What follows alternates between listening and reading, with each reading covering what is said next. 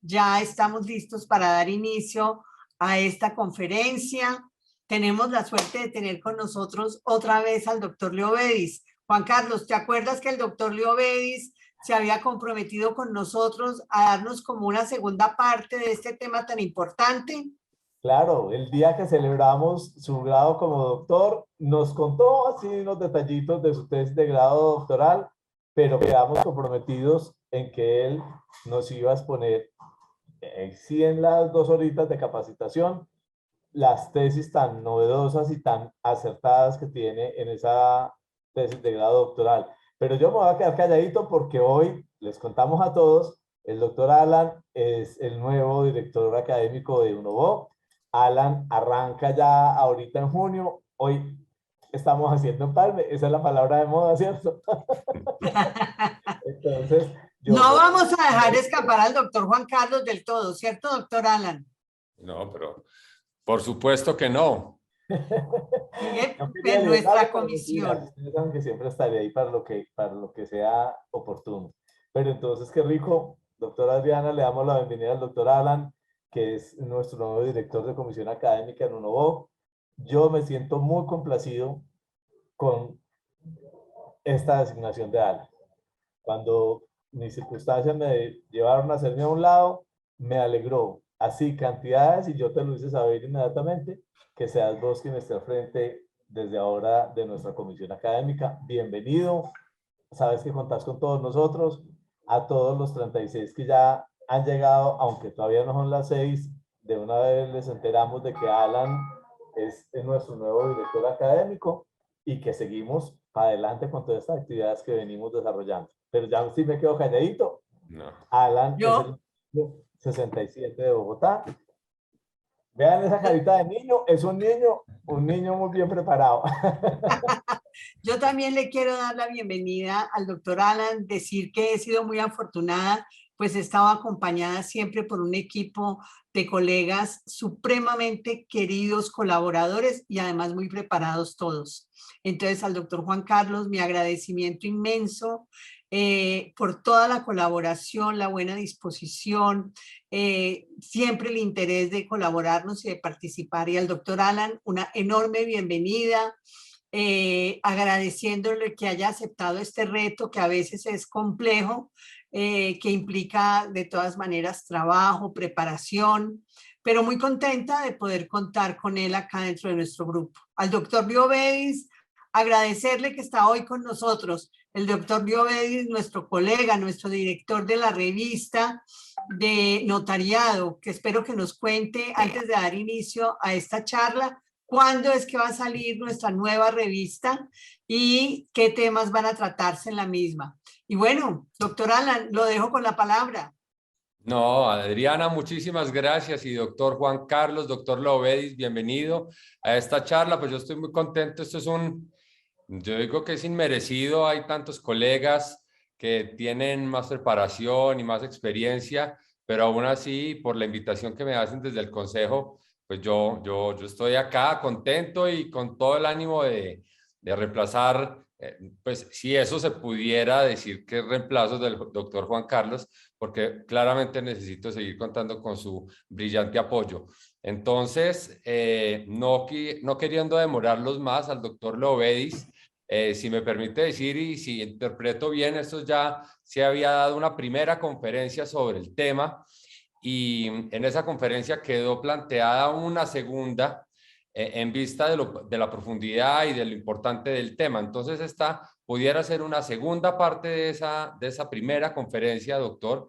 Y antes de que usted pueda iniciar, simplemente comentarle a los demás colegas, a quienes saludo calurosamente, decirles que el doctor Leovedis Elías Martínez Durán es abogado de la Universidad Nacional de Colombia, especialista en Derecho Público y Derecho Procesal, doctor en Derecho a la Universidad Externado de Colombia, y precisamente este trabajo que vamos a ver hoy, esta segunda parte, hace parte de ese trabajo de tesis doctoral del doctor Leovedis.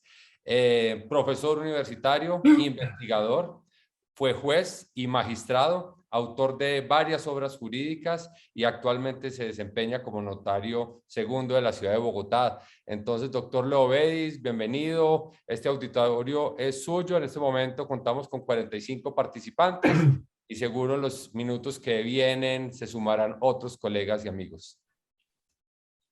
Doctor Alan, doctora Adriana, doctor Juan Carlos, a todos los presentes, muy buenas tardes. Vengo llegando corriendo de la oficina y aquí estoy. Doctor Alan, bienvenido a su nuevo cargo y decirle pues que cuente conmigo, que en lo que la medida en que yo le pueda ayudar, ahí estaré presto a hacerlo. De eso sabe Juan Carlos. Esta no es ninguna segunda parte, porque yo creo que lo que se había hecho con la garantía institucional era anunciarla y enunciarlo. A raíz de mi grado, pues dicté una conferencia sobre insolvencia y me pidieron hablar un poco sobre la insolvencia de la persona natural no comerciante. Voy a intentar compartir pantalla. Aquí está. Voy a compartir pantalla y les voy a decir, yo pienso, lo primero que yo quiero decirle a los amigos, los notarios que nos acompañan esta tarde, es que en este momento asiago en el que hay tanta angustia y tanta preocupación, yo quiero darles un parte de tranquilidad y decirles que hoy las principales campañas políticas que se adelantan en este momento saben, conocen de la existencia de la garantía institucional del notariado y ya saben que en caso de que ellos se atrevan a meterse con nosotros, presentaremos las demandas pertinentes y se les ha avisado que cualquier cambio que quieran hacer en el notariado requerirán de el trámite de una reforma constitucional que no es tan sencillo de que va a decir un gobierno voy a acabar con el notariado. Eso no lo van a poder hacer. Voy a cambiar estructuralmente el notariado tampoco. Voy a nacionalizar el notariado. Eso no va a ser fácil. Y yo pienso que no lo van a poder hacer. Entonces, comienzo por contarles lo siguiente. Existe una tesis, una teoría que se viene dando en Alemania desde 1928, pero realmente antes ya se hablaba de eso, pero toma cuerpo y toma forma en 1928 con Carl Schmitt, quien con fundamento en la Constitución de Weimar va a decir que cuando una institución es reconocida por la Constitución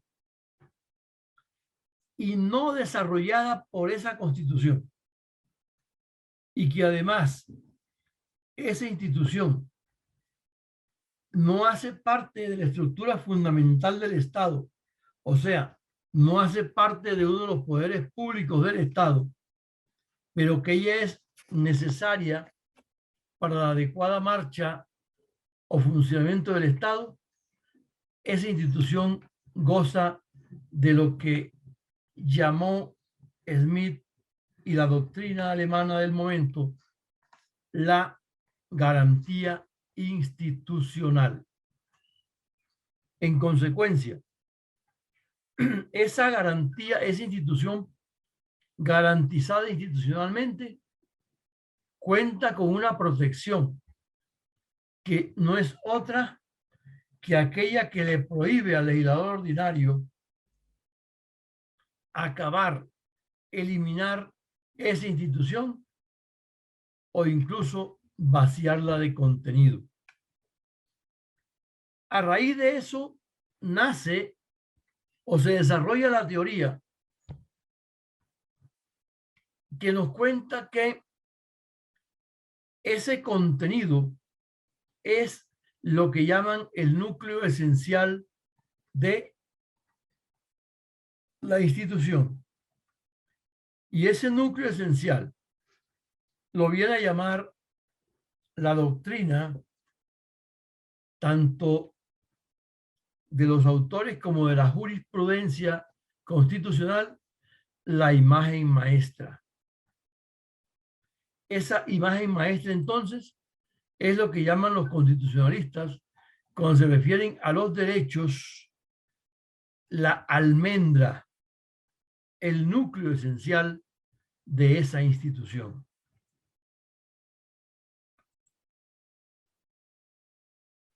Nosotros vamos a afirmar con los autores que esa garantía es por su esencia limitada. Limitada en el sentido de que ella es una garantía negativa, es una protección que le da la Constitución a la institución para evitar que ella sea, como ya decíamos, desaparecida o que sea desprovista de su imagen maestra, de su núcleo esencial. Y a eso nos vamos a referir en la tarde de hoy. Una vez que miremos en qué consiste la teoría de lo que es la garantía institucional, de lo que es la imagen maestra, vamos a mirar al notariado como institución y vamos a ver cuál es ese núcleo esencial del notariado y cuál es la protección de que goza el notariado como garantía institucional. Esa garantía existe solo dentro del Estado y afecta a una institución jurídicamente reconocida. Por eso podemos afirmar, sin que vaya yo a decir que yo soy un positivista consumado, que no lo soy. Lo que pasa es que hoy es muy difícil ser uno, pertenecer a una corriente dogmática cualquiera, porque necesariamente tenemos que estar embebidos, imbuidos de las diferentes teorías jurídicas que se mueven, porque si uno se encasilla en una de ellas, se anquilosa y no se mueve de allí. Entonces, por ejemplo, miren ustedes que Robert Alexy, uno de los grandes teóricos de los derechos fundamentales, dice que el núcleo dogmático de la teoría de la garantía institucional es la prohibición, es una prohibición dirigida al legislador en el sentido de no eliminar ni modificar fundamentalmente determinadas instituciones jurídicas de derecho privado. Pero resulta que esa garantía institucional o esa institución a la que nos vamos a referir no es solamente de derecho privado, sino también de derecho público. Y Carl Smith,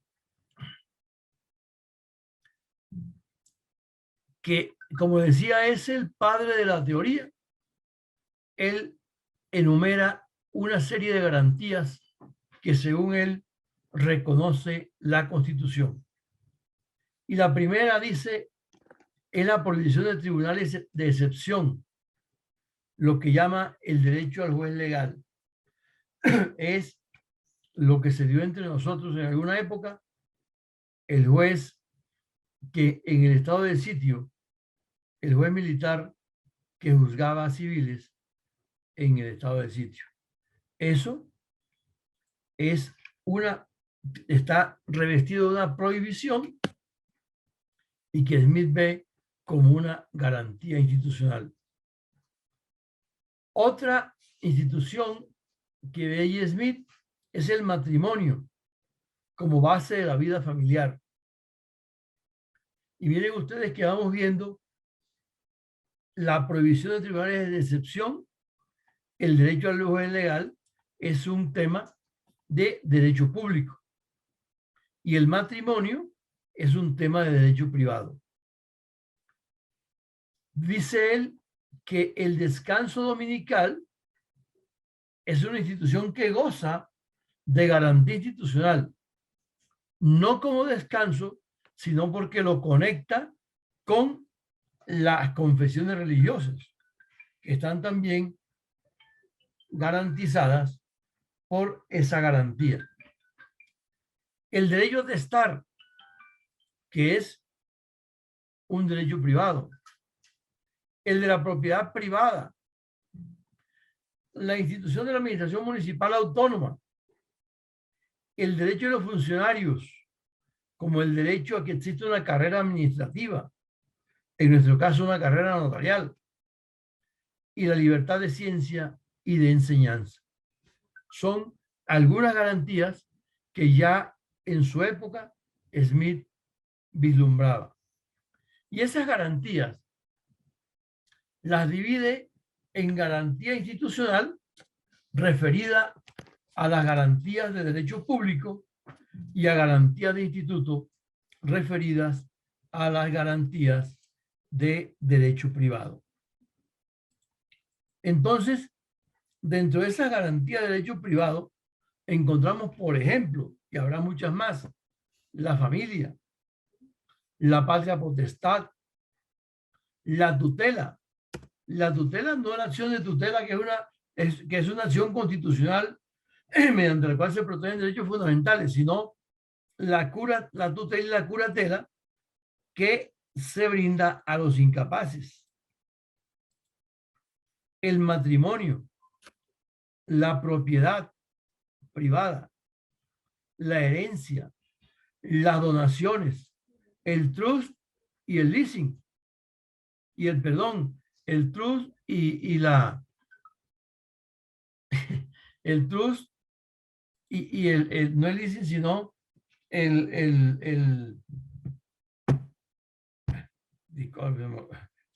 y las acciones en las sociedades. También entonces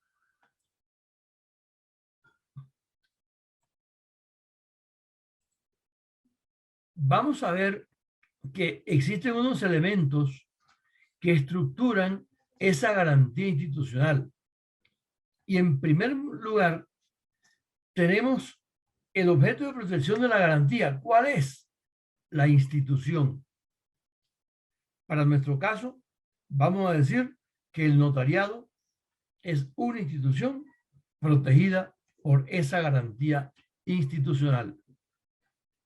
¿Qué tipo de protección da la garantía institucional?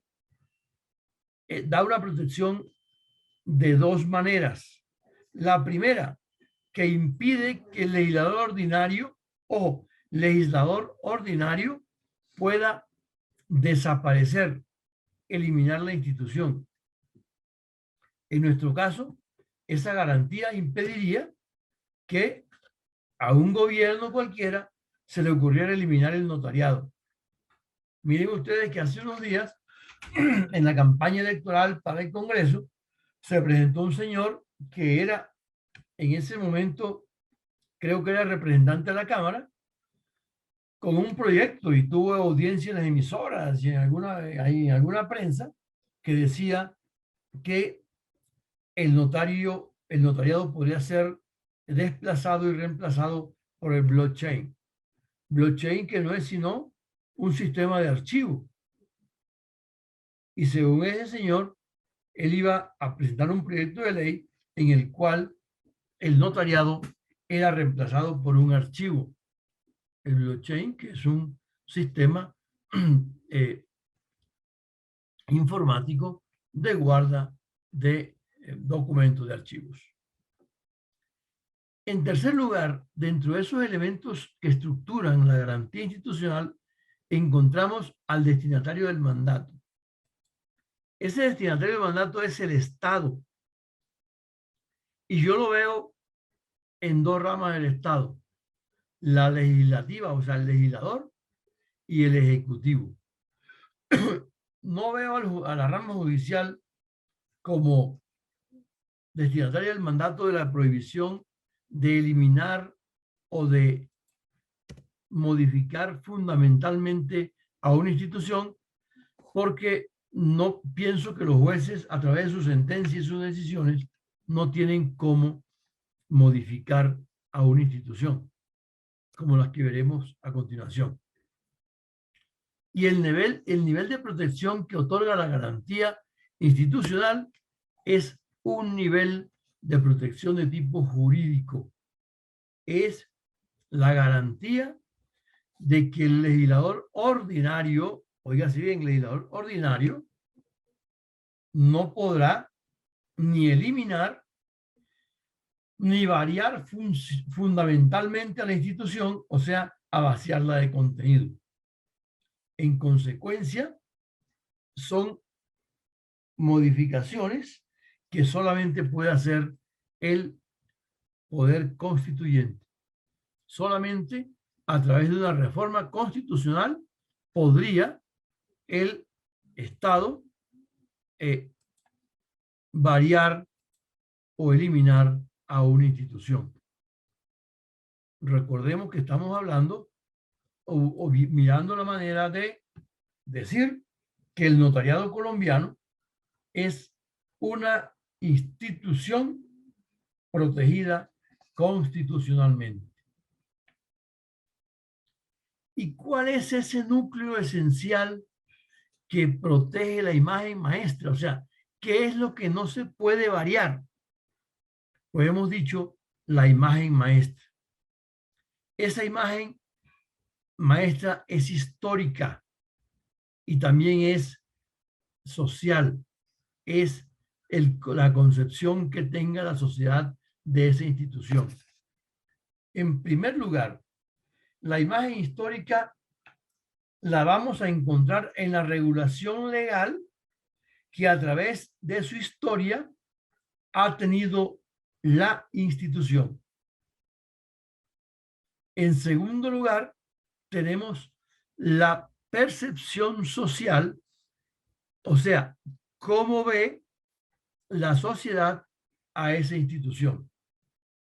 Porque lo que se pretende asegurar es el acervo histórico de esa institución y la imposibilidad de que ella sea eliminada o que ese acervo histórico sea variado de tal manera que lleve a desvirtuar la imagen de esa institución.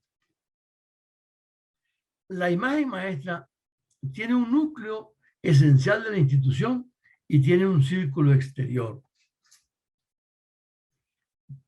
Cuando hablamos de un núcleo esencial de la institución, estamos hablando de ese núcleo fundamental que no puede ser tocado por el legislador ordinario, salvo situaciones extraordinarias que también se presentan en el desarrollo de la sociedad, como es la caída en desuso de una institución,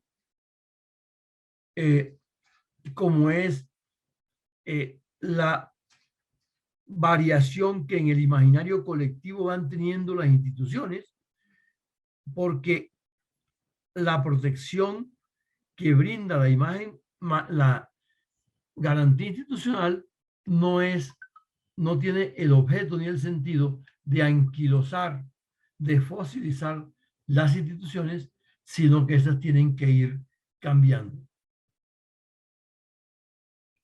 Y al lado de ese núcleo esencial existe un círculo exterior. Ese círculo exterior es perfectamente disponible por el legislador ordinario y por el ejecutivo dentro de sus facultades.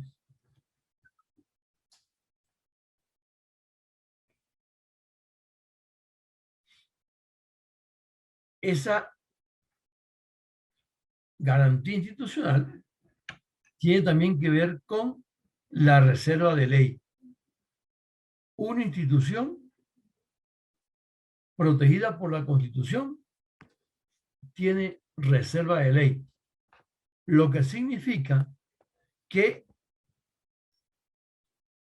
la regulación de la actividad que desarrolla esa institución solamente puede ser regulada por el legislador, directamente por el legislador, y constituye un límite al Poder Ejecutivo, el que solamente podrá intervenirla en la medida en que el legislador le conceda facultades extraordinarias mediante una ley de facultades.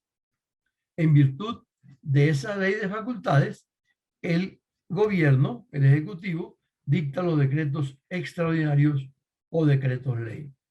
Entonces, el presidente de la República puede, a través de un decreto ley, modificar una institución, pero con la advertencia de que si esas modificaciones tocan el núcleo esencial de la institución, o sea, su imagen maestra, será inconstitucional porque le está vedado al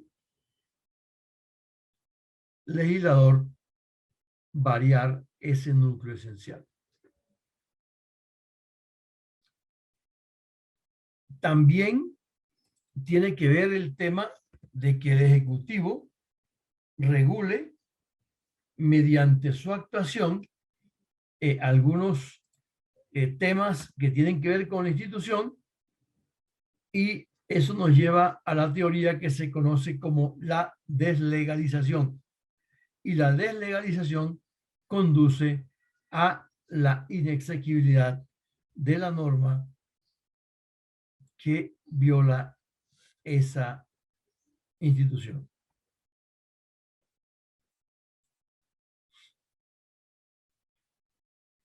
La teoría de la garantía institucional no es exótica al derecho colombiano. De hecho, desde el año 1992, recuerden que fue cuando comenzó a funcionar la Corte Constitucional, ha recepcionado la Corte Constitucional colombiana la figura de la garantía constitucional. Y en más de 60 sentencias se ha hecho reconocimiento de ellas. Las hemos analizado y hemos encontrado que la Corte del Tribunal Constitucional colombiano ha reconocido algunas garantías institucionales que en nuestra opinión no cumplen con los elementos de esa garantía. Miren que dijimos al inicio, una institución para que sea reconocida como protegida por la garantía institucional requiere, además de ser reconocida por la Constitución, que no sea desarrollada por ella, pero que además no haga parte de la estructura fundamental del Estado, o sea, que no haga parte de los poderes públicos del Estado, no haga parte ni de la rama ejecutiva, ni de la rama legislativa, ni de la judicial, ni de los organismos de control, porque son estas instituciones que sí son instituciones, pero que están suficientemente protegidas por la Constitución y por la ley como para que tengamos que acudir a la figura de la garantía institucional, que lo que brinda es una protección negativa, una prohibición de eliminación y de variación sustancial, de tal manera que desnaturalice a esa institución.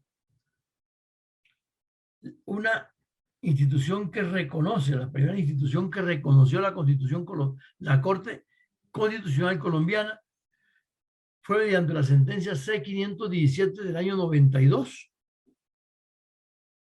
517 del 92, que se refiere a la autonomía territorial. El tema de la autonomía territorial como una institución es el que va a dar origen a la teoría. La teoría de la garantía institucional nace con el reconocimiento de la autonomía territorial como una institución que no puede ser eliminada por el Estado ni puede ser vaciada de contenido. Y esa es la primera garantía institucional que reconoce la jurisprudencia de la Corte Constitucional y en 10 sentencias más, además de las 517 del 91, va a estudiarla. Esa garantía han sido reconocidas también por el Tribunal Constitucional Alemán y el Tribunal Constitucional Español. La segunda garantía institucional reconocida por la Corte Constitucional es la autonomía universitaria, que ha sido reconocida en 28 sentencias a partir de la sentencia de tutela 547 del año 93. Y sobre eso hago una referencia. Yo pienso que la garantía institucional no debe ser reconocida a través de la acción de tutela, porque la acción de tutela está consagrada para proteger derechos fundamentales de las personas. Y aquí estamos hablando de instituciones, no de personas. Y si bien es cierto que cuando se garantiza una institución, también se protegen derechos fundamentales de las personas que integran esa institución, podemos decir, y lo ha dicho la Corte Constitucional Colombiana, se hace un reconocimiento indirecto de esos derechos fundamentales de tipo individual. Y cuando la Corte reconoce a través de una tutela derechos fundamentales, a través de la acción de tutela, está dándole curso o está aplicando la dimensión objetiva de los derechos fundamentales, que es aquella que irradia los principios y los valores en toda la Constitución y en todo, entonces va a proteger principios y valores de manera general. Mientras que la tutela normalmente protege derechos fundamentales en el sentido subjetivo de los derechos fundamentales.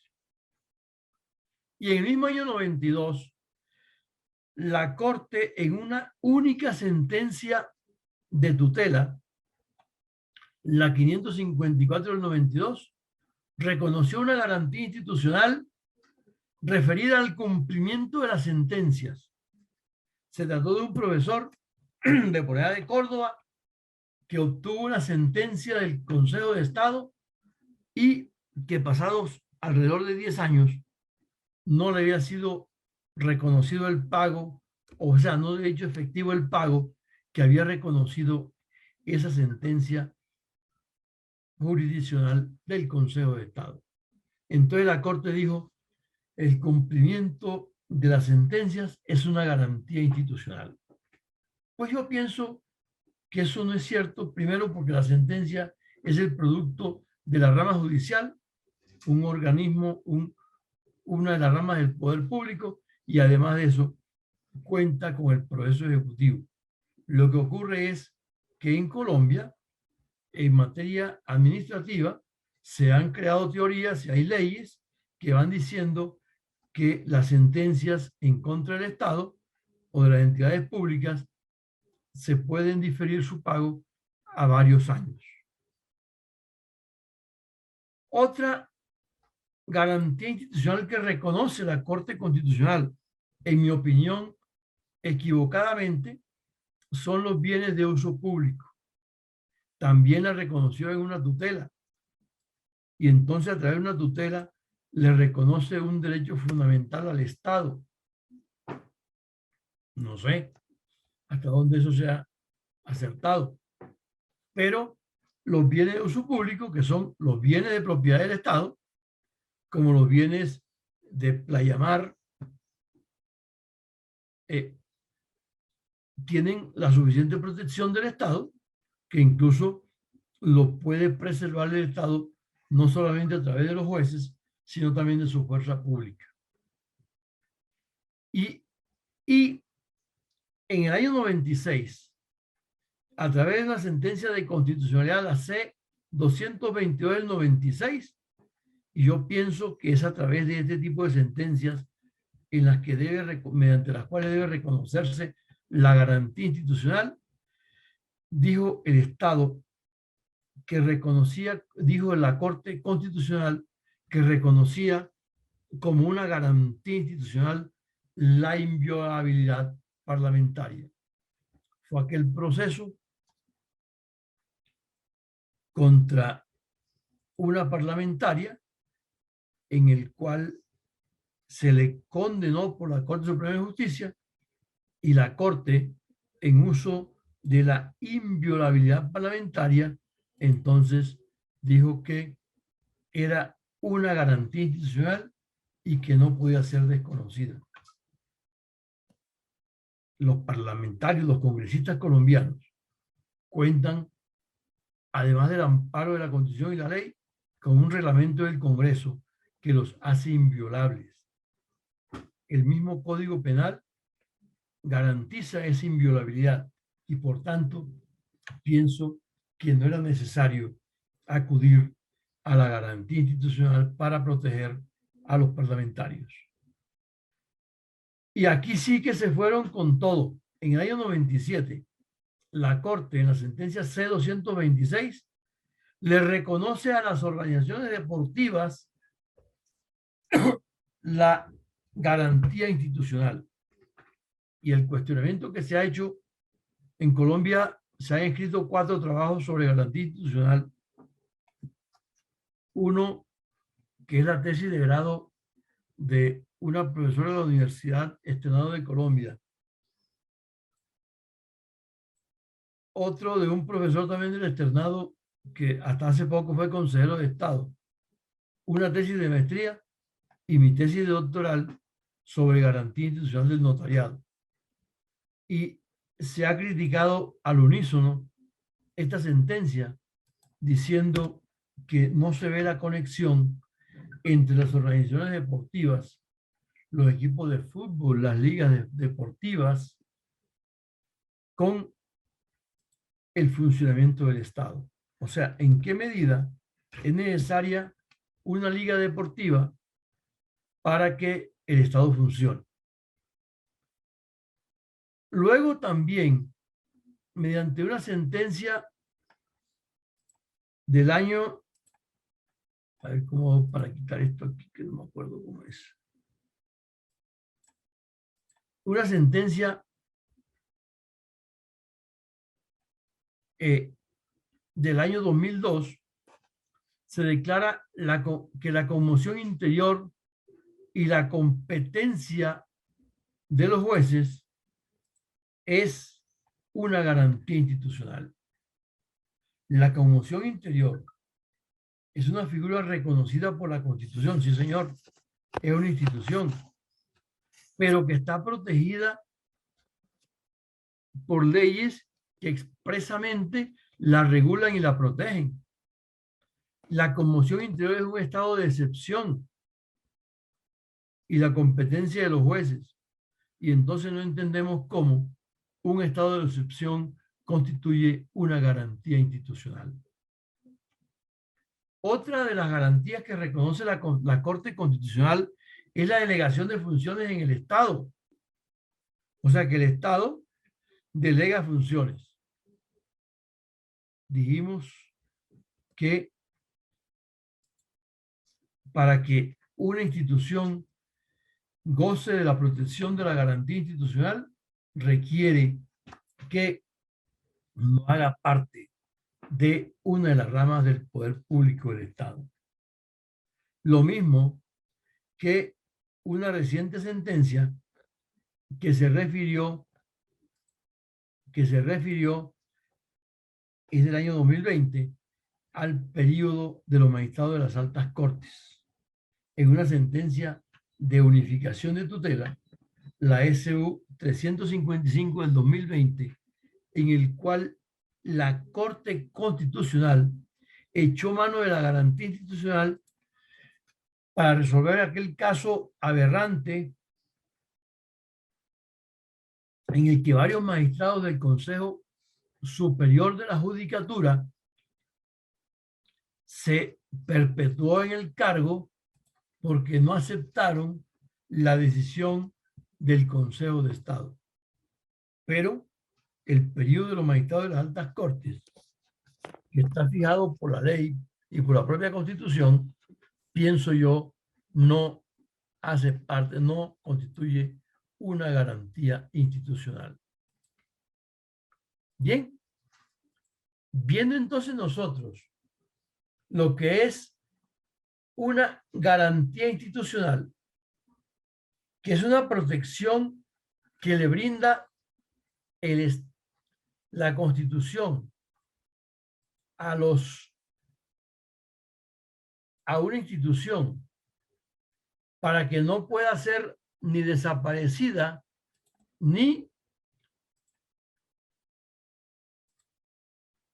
vaciada de contenido por un organismo del Estado, llámese rama legislativa, rama ejecutiva, y decía que difícilmente lo podía hacer por la rama judicial.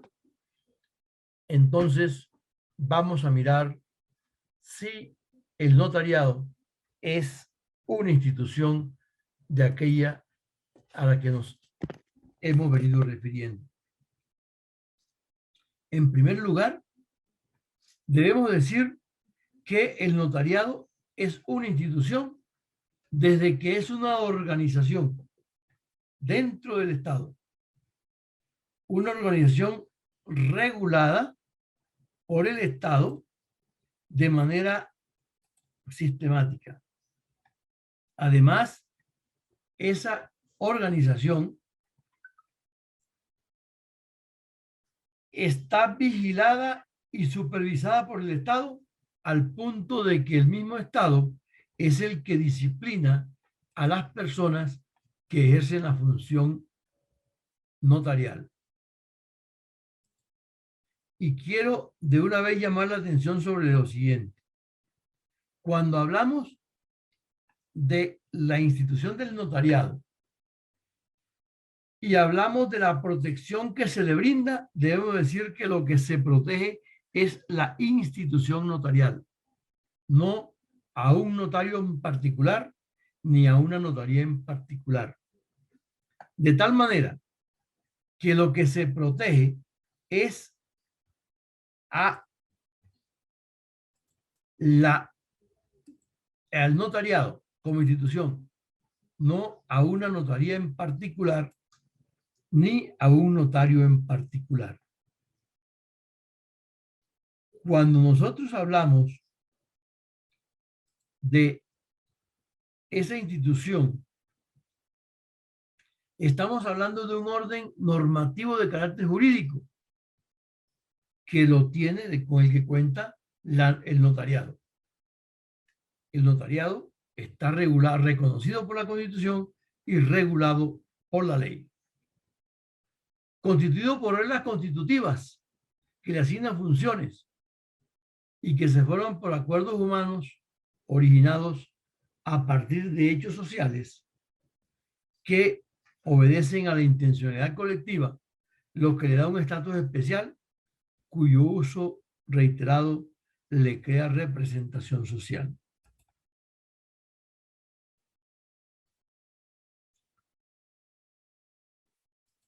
El notariado ejerce sus competencias dentro de los círculos notariales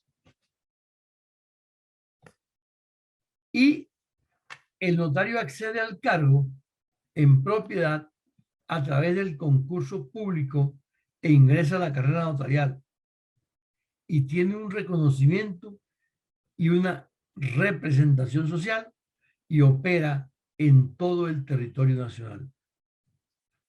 En Colombia, en todas partes, hay notarios. El notariado colombiano ha sido reconocido por la Constitución, en primer lugar, la Constitución de 1886 no reconoció al notariado colombiano, porque esa Constitución no menciona al notariado. Y solo hasta el año 1910, mediante el acto legislativo número 3, se vino a hacer mención de el notariado cuando el numeral 5 del artículo 54 de ese acto legislativo dispuso o le dio la competencia a las asambleas departamentales para la creación y supresión de notarías, de circuitos de notarías y de registro. Luego viene de ese reconocimiento por el acto legislativo número 10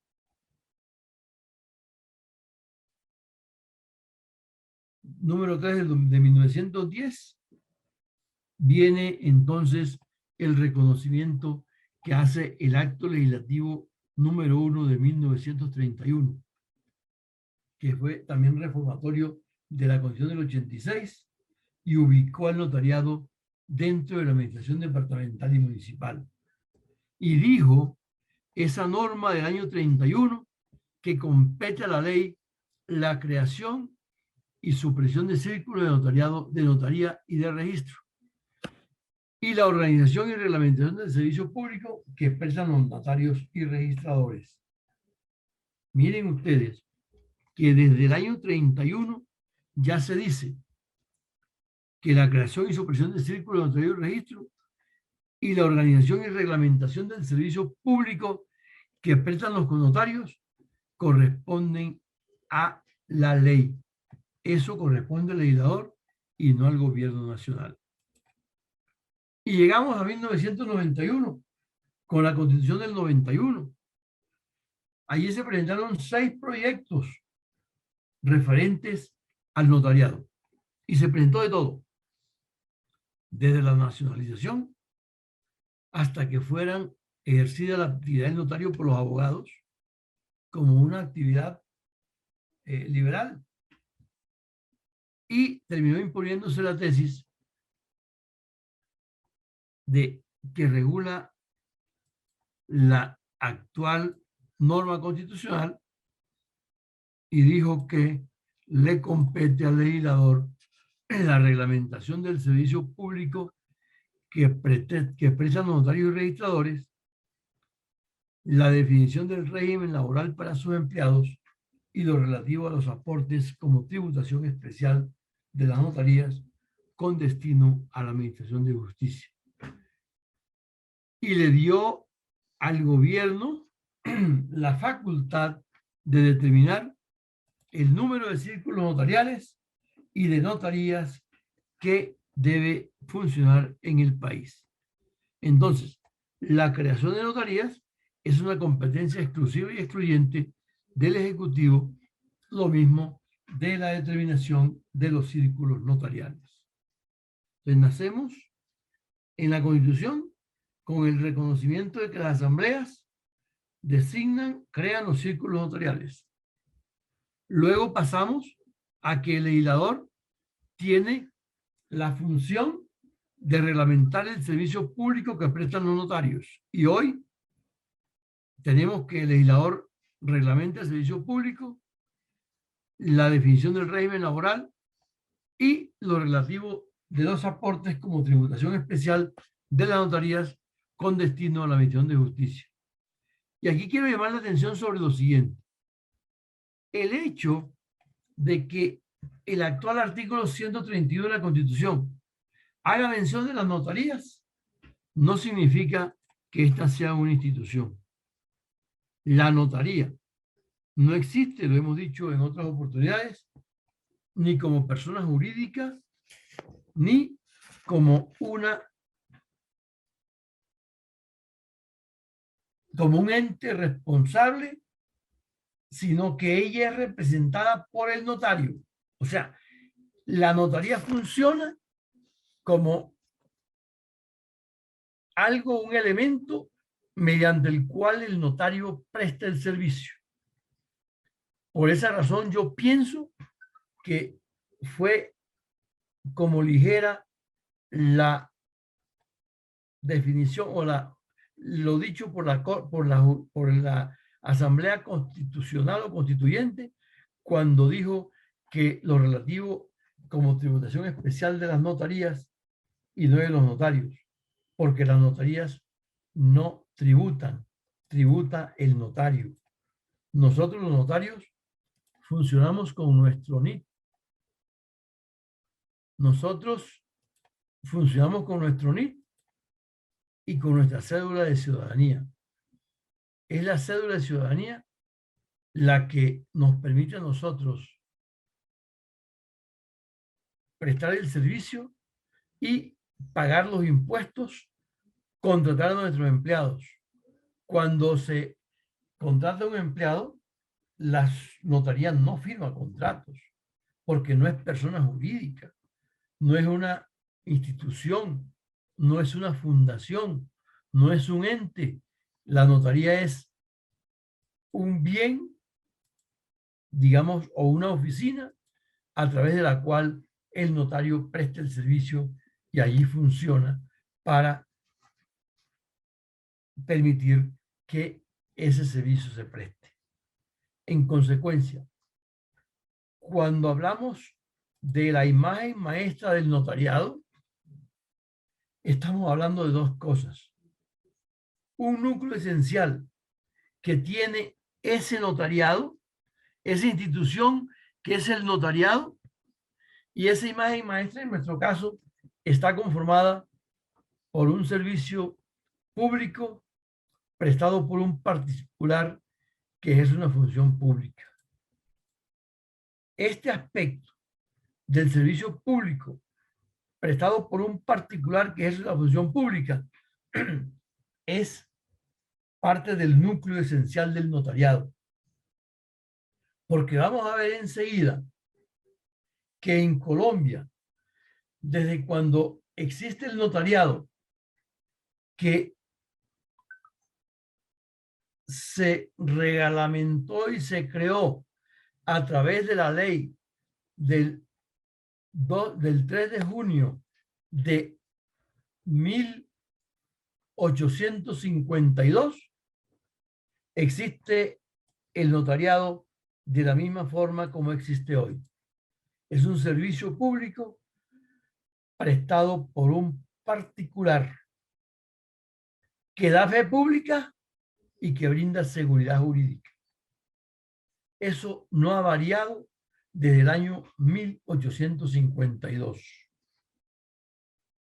Estamos en el siglo XXI.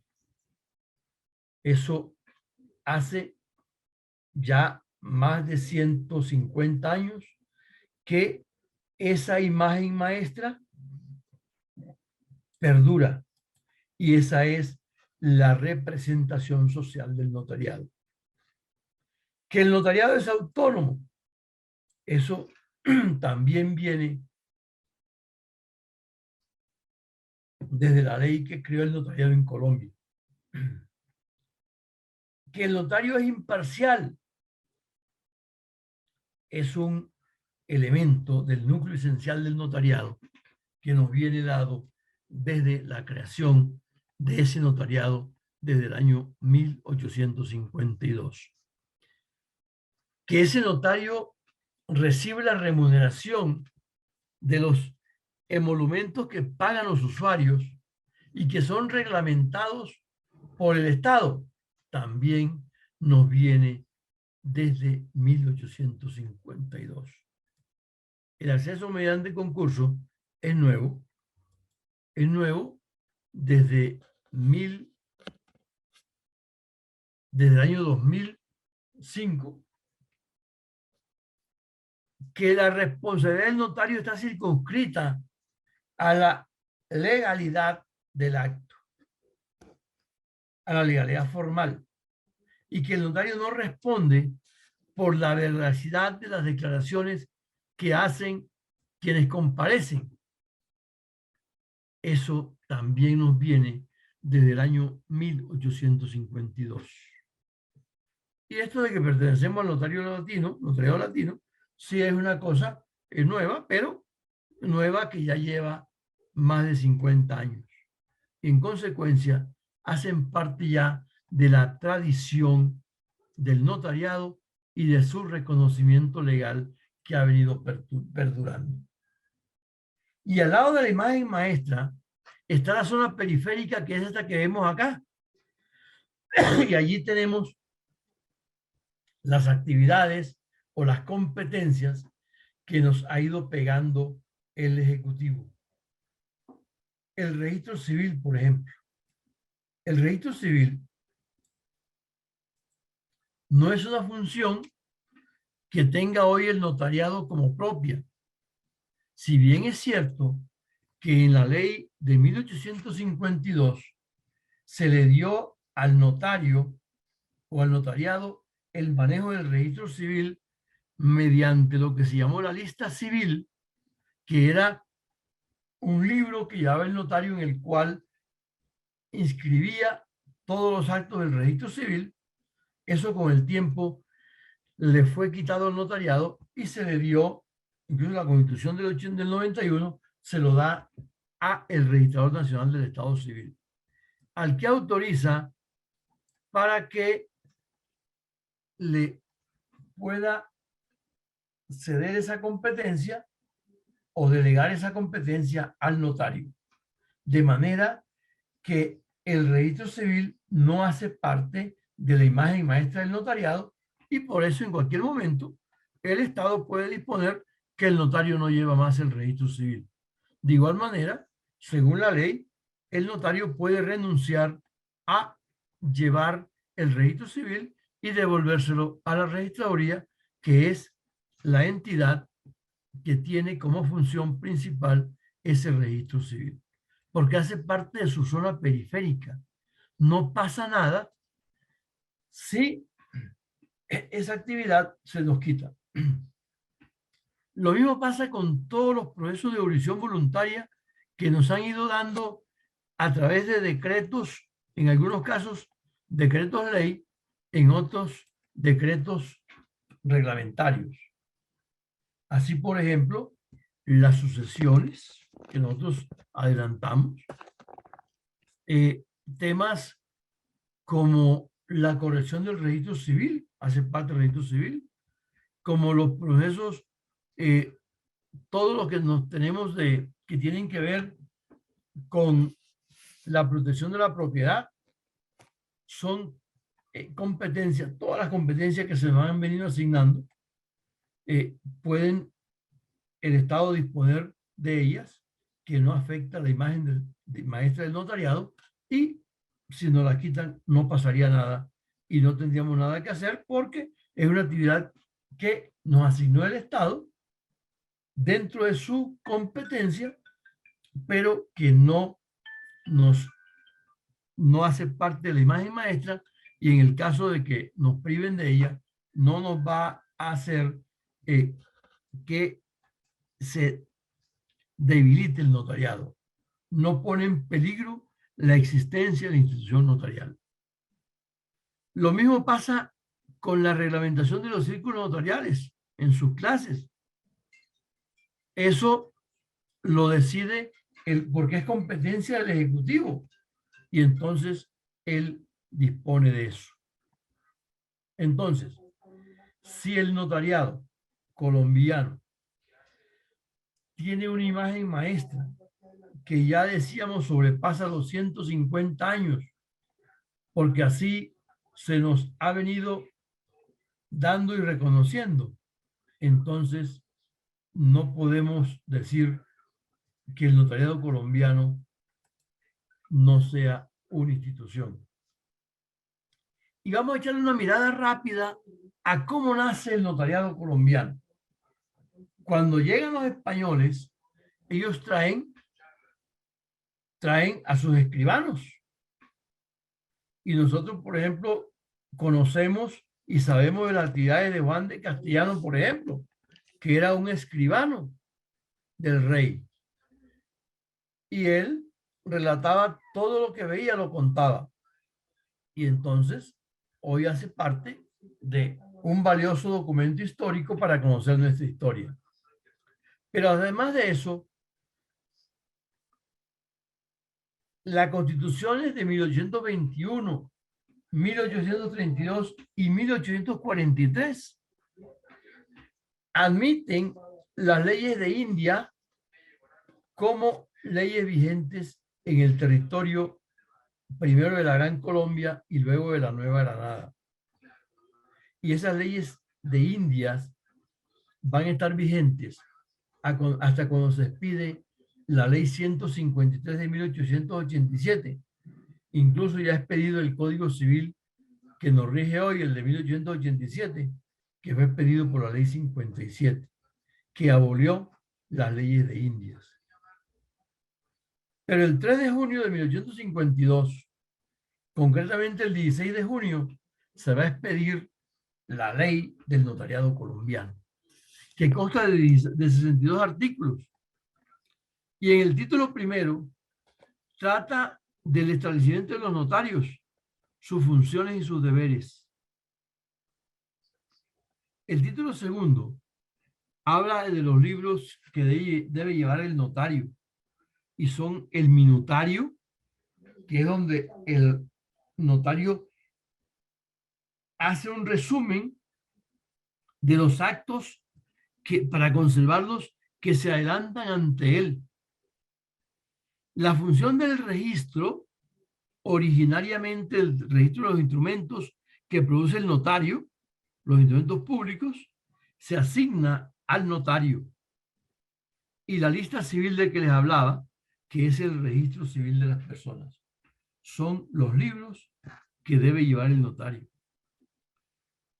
El título tercero se refirió a los instrumentos que pasan al notario y sus copias, o sea, las escrituras públicas, los testamentos, y nos dice desde ahí que el notario no responde por las partes sustancial del acto o contrato, ni de la capacidad de quienes comparecen ante él. Desde 1852, se consagran estas normas que hoy continúan vigentes. Y se consagra en esa época que el notario solo prestará el servicio notarial a personas que él conozca.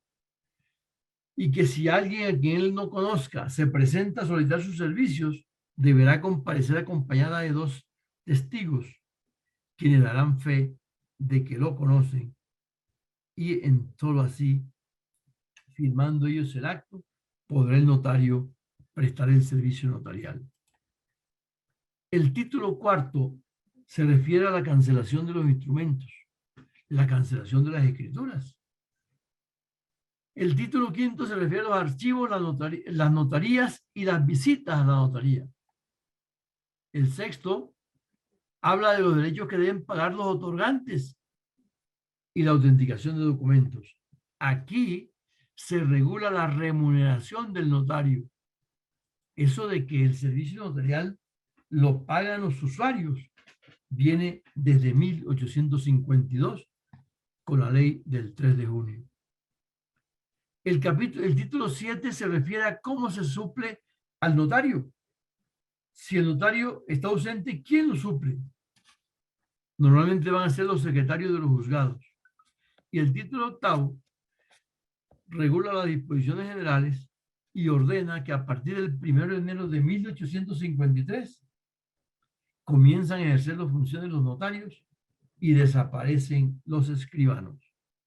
Miren ustedes cómo esa imagen maestra del notariado que tenemos hoy nos viene desde la ley de 3 de junio de 1852. Y como un detalle curioso, en España, solo hasta el 28 de mayo de 1862, 10 años después de que se dicte la ley que regula el notariado en Colombia, se va a dictar la ley que regula el notariado español. Sin embargo, hay algunos autores como el doctor Casas Buenas que dicen que la ley del notariado colombiano fue copiada de la ley española. Eso no es posible porque esta ley fue producida 10 años después. La ley del 3 de junio de 1852 va a estar vigente hasta cuando se promulga el Código Civil de 1873. Y ese Código Civil de 1873, que va a regular también en un título, va a regular al notariado y al registro, va a ser reproducido por el Código Civil vigente, que es la ley 57, la ley 57 de 1887, que fue promulgada el 15 de abril.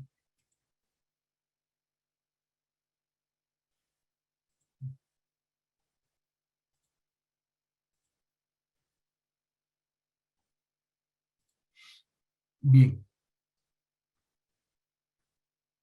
Decía que desde el año de 1852, del 3 de junio de 1852, el notariado colombiano ha sido prestado por un particular que no es empleado público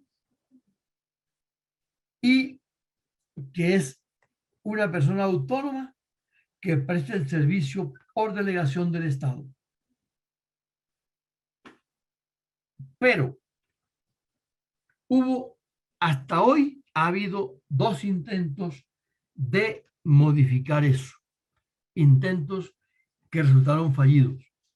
En primer lugar, en el año 1949, durante la dictadura de Gustavo Rojas Pinillas, que dicta el decreto 3518 de 1949, mediante el cual decreta el estado del sitio, y en 1954 va a dictar el decreto legislativo 1778, en el cual dispone que el notariado es un servicio público a cargo de la nación.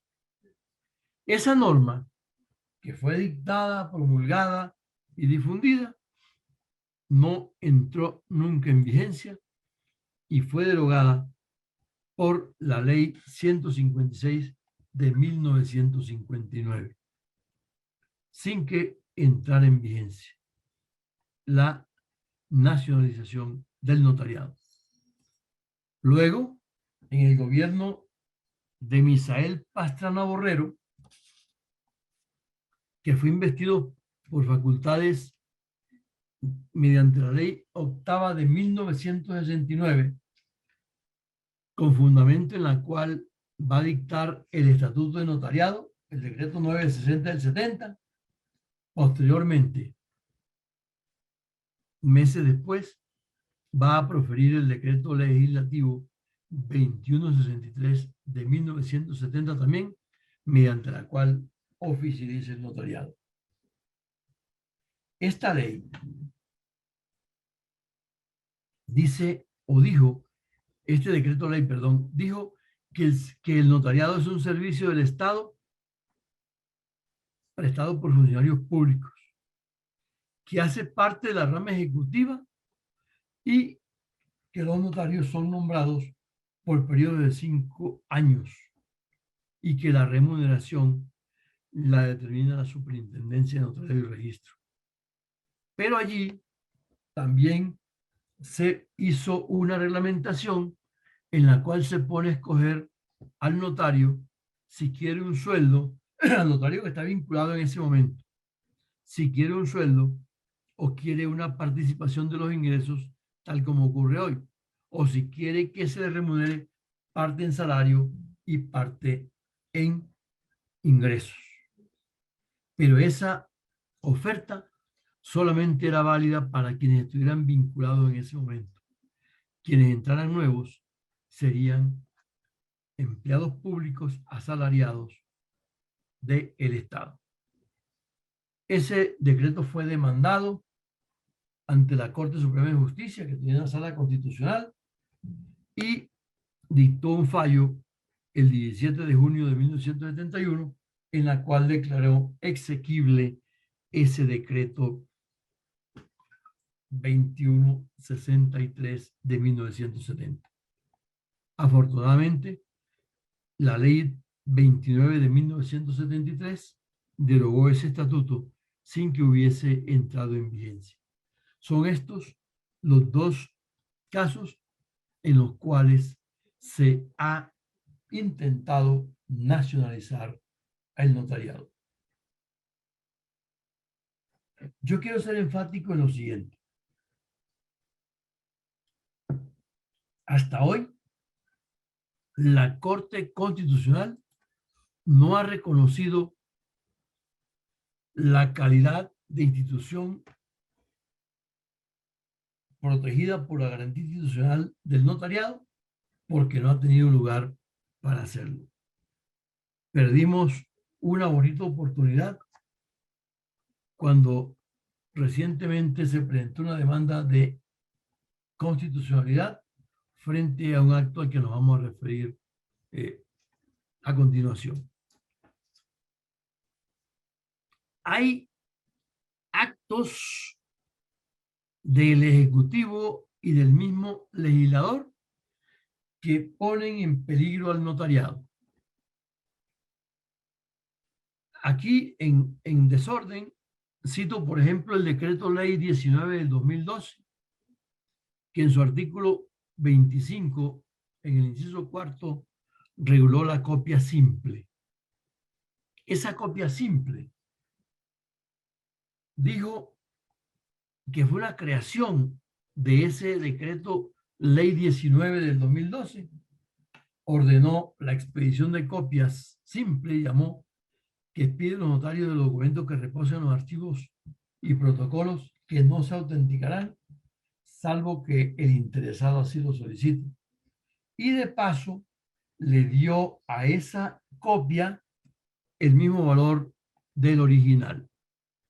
Esto atenta contra la imagen maestra de la fe pública y la seguridad jurídica, de que está revestido la imagen maestra, que hace parte de la imagen maestra del notariado, que decía ya nos viene dada desde el año 1852.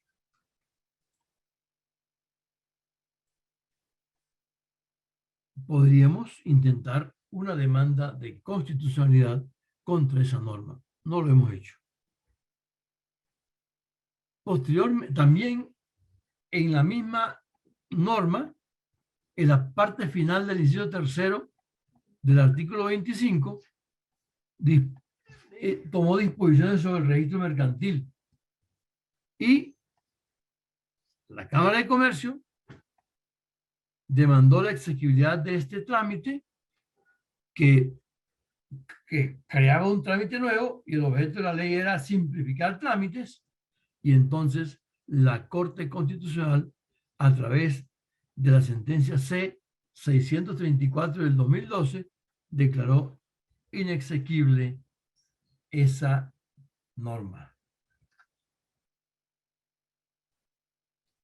De la misma manera,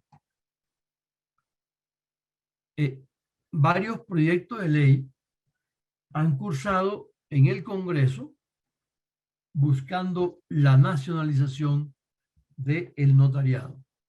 Entre ellos, un proyecto que presentara Aida Bella y que fue también avalado por uno de los candidatos presidenciales de hoy. Allí se decía que la función notarial es ejercida por empleados públicos de carrera administrativa y que las notarías serían entidades descentralizadas territoriales adscritas al Ministerio del Interior, y que el régimen laboral de los notarios y los empleados de las notarías serían de funcionarios públicos. Ese proyecto se hundió en el Congreso. Pero además, otra de las amenazas permanentes del notariado es lo que la doctrina constitucional ha llamado la deslegalización, que consiste en que a través de delegación de funciones se van creando, a través de decretos reglamentarios, se van creando actividades de los notarios que ya dijimos que esas actividades tienen reserva de ley. Y a la legalización se han referido la sentencia C-1262 del 2005, la C-172 del 2010 y la C-597 del 2014. Cuando se profirió el decreto ley, el decreto ley, 2163 del año 2019, mediante el cual se creó la digitalización notarial, la escritura digital. Allí ese decreto tenía por objeto simplificar, suprimir y reformar trámites, procesos y procedimientos innecesarios. Mire que se habla de simplificar, suprimir y reformar, no de crear actos. Y este decreto, entre los artículos 59 y 63, creó varios actos, entre ellos la escritura electrónica, las copias simples, la expedición de copias electrónicas, pero además de eso, allí en el artículo 59, el Ejecutivo, investido de facultades, delegó en la superintendencia de Notariado y Registro, la superintendente, la reglamentación de este decreto ley.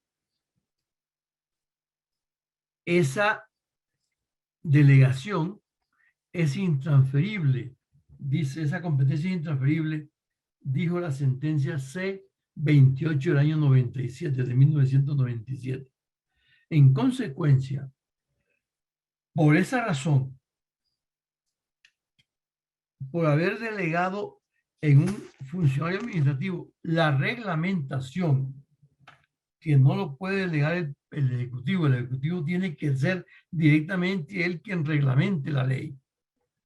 Y por haber creado trámites, cuando el objeto de la ley era simplificar, suprimir y reformar, trámites, procesos y procedimientos innecesarios, se declaró inexequible los artículos 59 y 63 mediante la sentencia C-159 del año 2021.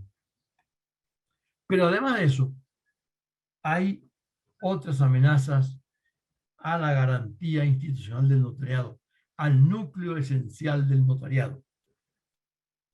Los artículos 1760 y 1857 del Código Civil disponen que la transferencia de la propiedad, de servidumbres y de derechos herenciales, para que sean válidos, requieren que se realicen a través de escritura pública, compraventa de inmuebles, imposición y transferencia de servidumbres y disposición de derechos herenciales. Requieren de escritura pública. Pues bien, la escritura pública hace parte de el núcleo esencial del notariado.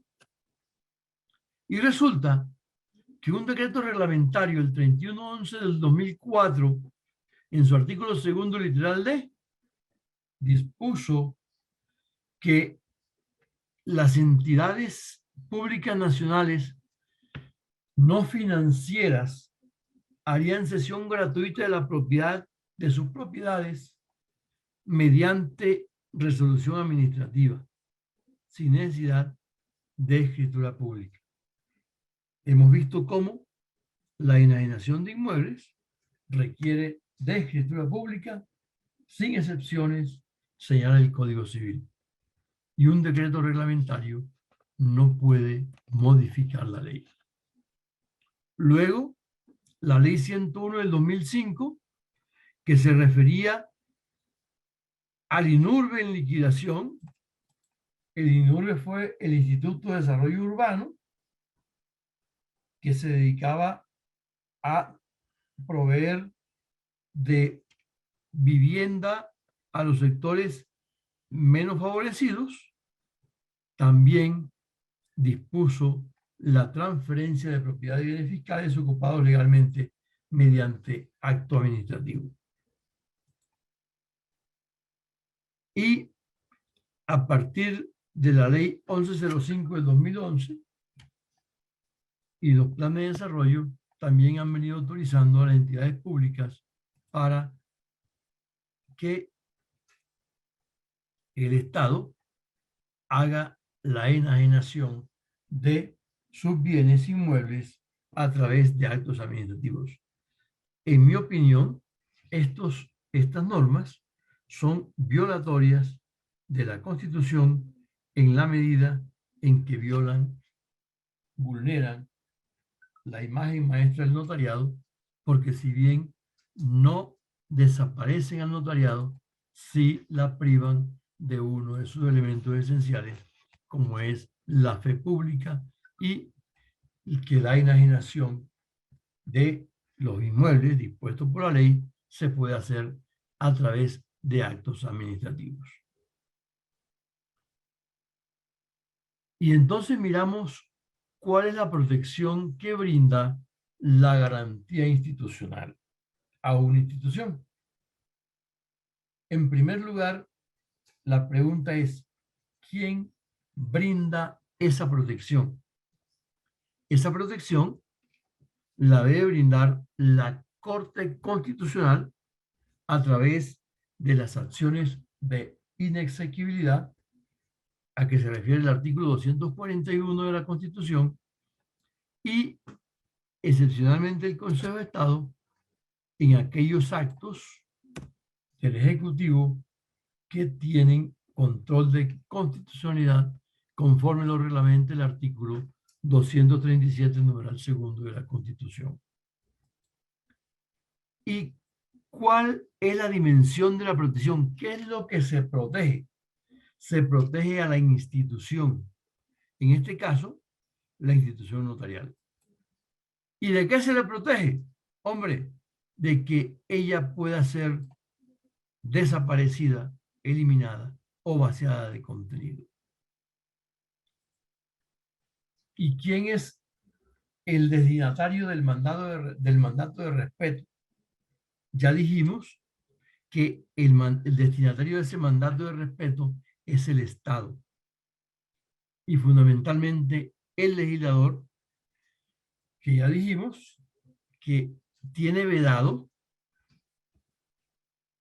la eliminación de la institución o su vaciamiento de contenido en lo que tiene que ver con su núcleo esencial o imagen maestra. Y también al Ejecutivo, que puede actuar a través de los decretos ley o los decretos legislativos o decretos reglamentarios y con ellos puede vulnerar a esa institución y especialmente a la institución del notariado. A través de decretos reglamentarios se pueden ir dando acciones que van poniendo en peligro a la institución protegida.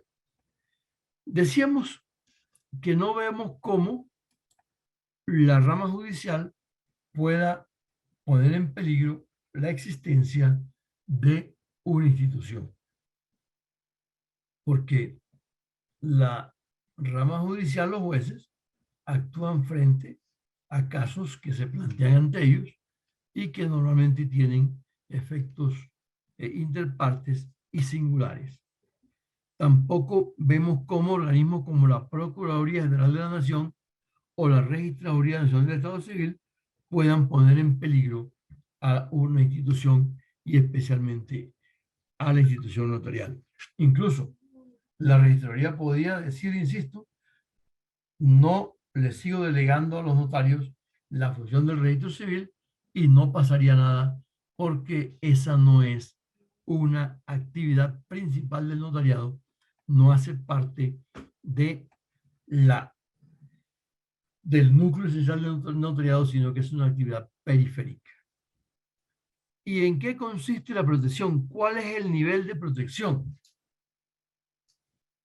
En primer lugar, mantener a la institución en relación con las exigencias cambiantes del orden estatal y las nuevas perspectivas.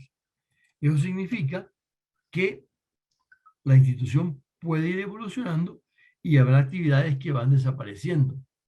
Y en consecuencia, una vez va desapareciendo la actividad, no hace mella que una norma diga que ella desapareció. En segundo lugar, impedir la eliminación de la institución. Y en tercer lugar, impedir el vaciamiento de contenido, o sea, la afectación de la imagen maestra del notariado. Y aquí hay un tema que yo quiero tocar porque cuando yo estaba trabajando la tesis, en alguna ocasión un superintendente de notariado me dijo, ¿y esa teoría suya, doctor, también cobija a los registradores? Y aquí debo decir yo algo que no me gustaría decirlo, pero tengo que decirlo. Las oficinas de registro de instrumentos públicos tienen un origen común con el notariado. Como decía, la ley de 3 de junio de 1852 le asignó la función de registro de instrumentos públicos hoy al notario. Pero el Código Civil de 1873, promulgado por la ley 84 de ese año de los Estados Unidos de Colombia, y luego la ley 40 del 32, hicieron de una actividad, dieron un origen común al notariado y a el registro, los registradores. Los registradores eran también personas particulares que prestaban el servicio público. Pero con el decreto ley 1250 de 1970, la cosa cambió. Allí se dijo que el registro de instrumentos públicos es un servicio del Estado prestado por funcionarios públicos. Y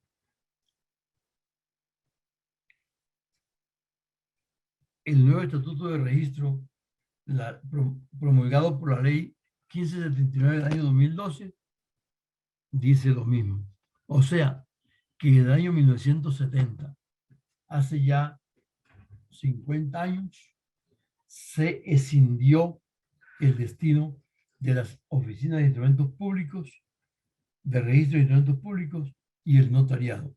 De manera que hoy podemos decir que las oficinas de registro de instrumentos públicos son una institución, pero que no están protegidas por la garantía institucional que brinda la Constitución al notariado, porque, como lo decíamos, la ley suprimió, o sea, convirtió a los registradores en empleados públicos y dijo que ese es un servicio público que presta directamente el Estado o a través de funcionarios públicos.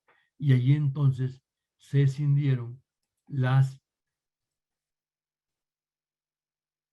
dos instituciones, la institución del notariado y la institución de las oficinas de registro de instrumentos públicos. De manera que no es aplicable al registro la institución, la garantía institucional que afirmamos nosotros protege al notariado colombiano. Entonces, resumiendo, El notariado es una institución protegida por la Constitución a través de la garantía institucional, lo que significa que el legislador ordinario tiene vedado eliminar al notariado o vaciarlo de contenido, o sea, quitarle sus actividades fundamentales, y que eso solo lo puede hacer el Estado a través de una reforma constitucional, porque no lo puede hacer a través de la ley ordinaria. Por eso yo quiero una vez más brindarle a mis colegas y compañeros notarios un parte de tranquilidad frente a la situación que yo sé de angustia que se vive hoy, dadas las circunstancias políticas que vivimos. Muchas gracias, doctora Adriana, doctor Alain y compañeros que me escuchan. Muchas gracias por su atención y aquí quedo a su disposición. Doctor Leovedis, muchísimas gracias. Qué conferencia más interesante y más importante para el notariado. Realmente lo lleva a uno a la comprensión muy profunda de toda esta reglamentación que nos rige a nosotros. Doctor Alan. No, Y a doctor mí Juan también. Carlos. Además me encantó el cierre, la conclusión. Esperemos que sea de esa manera, doctor Loveis. Doctor Juan. Definitivamente, este tema que Leovedis expone con toda la maestría es bien importante para el gremio notarial y de manera particular en este momento. Doctor Leovedis, hay Sí, un señor. asunto particular en este momento que nos inquieta. En el decreto ley 960 del 70 se creó el Consejo Superior, que antes se llamaba de la Judicatura, hoy se llama Consejo Superior de la Carrera Notarial. En sentencia del Consejo de Estado, en mayo del año pasado, se declaró la nulidad de un decreto mediante el cual el gobierno nacional, un decreto reglamentario, mediante el cual el gobierno nacional reguló, reglamentó, si se permite la repetición de decreto reglamentario con reglamentar, el derecho de preferencia. Argumentó el Consejo de Estado en esa sentencia que no es de la cuerda del gobierno nacional entrar a regular el servicio público que prestan los notarios y los registradores, porque ello le compete a la ley. Hasta ahí, totalmente de acuerdo con lo que usted nos expuso ahora. Ahora bien, el decreto ley 960 del 70, que creó el Consejo Superior de la Carrera Notarial, le asignó a este organismo, que no es el gobierno nacional, es un ente autónomo, así lo ha declarado la Corte Constitucional, lo ha ratificado en otras sentencias también el Consejo de Estado, el Consejo Superior de la Carrera Notarial, que no es el gobierno nacional, aunque en él tenga asiento el ministro de Justicia que lo preside, pero que está conformado también por el presidente de la Corte Suprema de Justicia, por el presidente del Consejo de Estado, por el Procurador General de la Nación, por dos notarios elegidos por todos los notarios del país de manera democrática, y tiene asiento también allí el superintendente de notariado de registro, con voz, pero sin voto. Como consecuencia de la declaratoria de nulidad de ese decreto 2054, se han radicado solicitudes de revocatoria directa del acuerdo número 1 del 2021, generado, expedido por el Consejo Superior de Carrera Notarial, que señala cuáles son las reglas de juego en caso de que haya empate, de que haya, perdón, sí, varias solicitudes de ejercer el derecho de preferencia, cuál el de los notarios que ha sido incorporado en la carrera notarial tiene el mejor derecho para acceder a otra notaría por derecho de preferencia. Y como consecuencia de ello, se obtuvo la revocatoria directa de ese acuerdo número 1. Se nos presenta al interior del Consejo Superior de la Carrera Notarial y en el notariado en general la inquietud de saber si el Consejo Superior de la Carrera Notarial, considera usted, doctor Leovedis, que tiene o no competencia para regular el tema concreto del derecho de preferencia, que es uno de los derechos que surge precisamente por el ingreso a la carrera notarial. El ingreso a la carrera notarial está establecido en el artículo 178 del Código del Estatuto Notarial, que genera el derecho a la permanencia en la notaría para la cual se ha sido designado, y además el derecho de preferencia en caso de que quede vacante otra notaría. ¿Usted piensa, doctor Leovedis, y redondeo la pregunta, que esa facultad de reglamentar el derecho de preferencia es exclusiva del legislador, en el entendido que no le compete al gobierno nacional, o que esa facultad, mientras existe el Consejo Superior de la Carrera Notarial como ente rector de la carrera, es ese consejo también quien tiene la facultad de entrar a reglamentar, a hacer efectivos los derechos derivados de carrera? Bueno, varias cosas. En primer lugar, yo estoy de acuerdo con usted y la verdad es que lo que ya lo ha dicho la jurisprudencia, ese consejo es un organismo colegiado autónomo, independiente, conformado por funcionarios públicos y por notarios. Entre otras cosas, los únicos que tienen suplentes allí son los notarios, porque ni el ministro, ni el contralor, ni los presidentes de la Corte y Consejo de Estado tienen suplentes.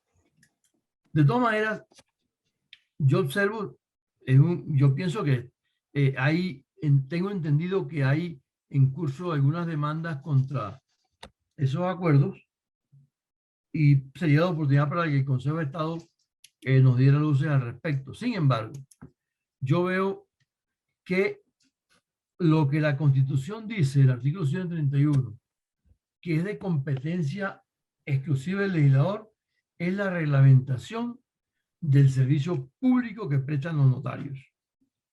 El tema de la designación de los notarios, el tema de los círculos notariales, el tema de la creación de notarías es del resorte del gobierno nacional.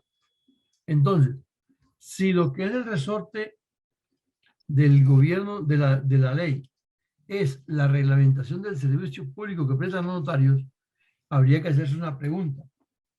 ¿Es el derecho de preferencia hace parte del servicio público que prestan los notarios? Yo pienso que no, porque es un tema de designación en una notaría distinta a la que viene ocupando el notario que hace valer ese derecho de preferencia. Es como es una especie de nominación, y la nominación sí que le compete al gobierno y no al legislador. Entonces, desde ese punto de vista, yo pienso que siendo el Consejo Superior de la Carrera Notarial un organismo que tiene esa competencia, es a él a quien le compete hacerlo. Esa es mi posición. Puedo estar equivocado y es válido. Y yo pienso que sería muy prudente esperar lo que decida el Consejo de Estado. Gracias, doctor Leovedis. Por aquí vi al doctor Jaime Horta pidiendo la palabra. Doctor Jaime, un saludo. Ya. Ya está presente y con audio. ¿Qué hubo, Buenas doctor noches. Jaime? Bienvenido. Bueno, me encanta verlos. Primero, pues hay que felicitar siempre al doctor Leovedis porque él es una persona que ha estado estudiando el tema de la institución notarial. Pero yo quiero sacarlo de su zona de confort. Quiero explicarle un poco la lengua. No, solamente sobre los empleados. Le preguntaría, ¿tienen garantía constitucional los empleados? Ahí están en la Constitución y están en el artículo 131. Es un tema de verdad de mucho interés para los notarios porque se han visto casos donde los jueces laborales han sido un poco, digamos, excesivos, para no decir otra palabra, configurando incluso sustituciones patronales, en fin. Esa es la pregunta para el doctor Leovedis. Bueno, doctor Jaime, usted es más laboralista que yo, pero bueno, mire lo siguiente. Lo que dice el artículo 131 respecto a los empleados es que el legislador tiene la competencia de definir el régimen laboral de los empleados del notario. Sí. Yo voy a insistir en algo que ya, con lo que dije al comienzo. Cuando hablamos de la protección de la institución notarial, hablamos de el notariado como institución y no en particular se refiere esa protección a una notaría o a un notario. El gobierno nacional tiene la facultad de crear notarías y de suprimir notarías y de crear y suprimir círculos notariales. Esa protección no va dirigida a ningún notario en particular ni a ninguna notaría en particular. Es al notariado como institución. Lo mismo puede ocurrir con los empleados. Los empleados no pueden ser sujetos de la garantía institucional, así como no lo son los notarios. Es el notariado. Eso pues me da la fácil salida de decirle, pues eso no lo podemos contemplar allí. Sin embargo, usted tiene razón en lo que se refiere a decisiones laborales. Usted sabe que los laboralistas son supremamente protectores y en esa medida están cometiendo, pensamos nosotros los notarios, arbitrariedades contra algunos de nosotros en el sentido de que están primero viendo en la notaría una empresa y hemos indicado que la notaría no es una empresa, ni siquiera es una persona jurídica. La notaría es un sitio, una oficina donde se presta el servicio notarial. Muy a pesar de que el artículo 131 hace mención de ellas como sujetos de tributación. Y yo no veo cómo la Notaría Segunda de Bogotá va a tributar ante la DIAN o ante el Ministerio de Justicia. Eso lo paga el titular de la notaría. Si fuera la notaría, entonces significa que si yo me voy de la notaría, quien me reemplace está obligado a pagar los impuestos que yo no pagué, porque debería ser la notaría. La notaría no contrata empleados, los contrata el notario.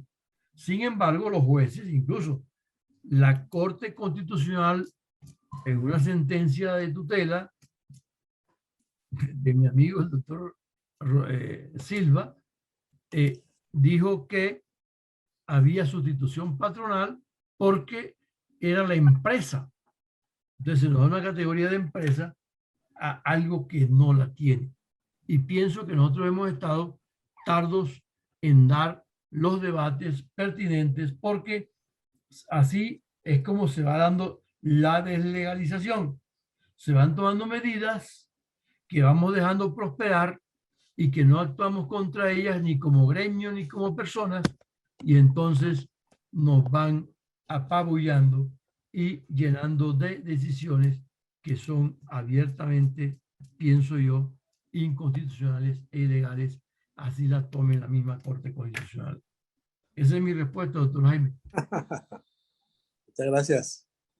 Bueno, si no hay más preguntas, pues entonces nos despedimos. Doctor Lovetti, en el chat. Doctor Salgar, la doctora Alba tiene la mano levantada también. Así. ¿Quién es? Puerto La Salgar. doctora Alba Ramos, desde el inicio de la conferencia, tiene la mano levantada. Yo le escribí directamente preguntándole si tenía alguna inquietud o comentario para hacer, pero no me ha respondido. La doctora Alba está conectada. ¿Podría indicar si tiene una pregunta, algún comentario sobre la conferencia del doctor? Ya la bajo. Lo otro es, doctor Lovetti, en el chat hay un par de preguntas. Las voy a leer para usted. Dice, una vez establecido el notariado, se constituye en realidad en un órgano constitucional del poder soberano del Estado, por lo que solo podría ser eliminado por el poder constituyente. pero las ramas ejecutivas y legislativas pueden introducir reformas. Al notariado, Sí. hemos dicho que el legislador ordinario no puede afectar el núcleo esencial del notariado, o sea, la imagen maestra. Por eso hemos dicho que esas decisiones del legislativo y del ejecutivo, cuando han dicho, por ejemplo, han dispuesto que se hace transferencia de bienes inmuebles a través de actos administrativos, es inconstitucional. Y me reafirmo en esa apreciación, porque estamos dándole cabida a que se nos vaya no solamente deslegalizando, sino afectando la imagen maestra del notariado. Y ahí cabrían acciones constitucionales contra esas normas, contra las normas de ley ante el Consejo de Estado y los decretos reglamentarios ante, perdón, de ley ante la Corte Constitucional y los decretos reglamentarios ante el Consejo de Estado. Pienso que no tienen competencia para hacerlo. Perfecto, muchas gracias. El doctor Nibardo Fuentes está levantando la mano. Bienvenido, doctor Nibardo. Adelante, doctor Nibardo. Adelante. Buenas noches. Ante todo, para felicitar al maestro, siempre con unas luces extraordinarias para la institución. Y recogiendo la inquietud del doctor Jaime y su respuesta, habida cuenta de la reserva legal para que el legislador determine el régimen laboral de los empleados del notario, ¿tendría alguna incidencia en la garantía institucional que, siendo claro que los notarios son particulares que prestan un servicio público, que el legislador pueda determinar que el régimen laboral de los trabajadores del notario sea el del funcionario público? Doctor, lo que pasa, mire usted que la Constitución, en el artículo 131, le da la facultad al legislador para definir el régimen laboral de los empleados del notario. Y allí es un tema de configuración legislativa. El legislador podría decir sin ningún problema que cuál es la naturaleza de ese empleado del notario. Sin embargo, decir que es un empleado público tiene una complicación tremenda, y es que él es empleado del notario, que es un particular. Entonces, como un particular, doctor Jaime Horta, usted que es administrativista de largo aliento, como un particular puede contratar funcionarios públicos? No veo cómo podría hacerse eso.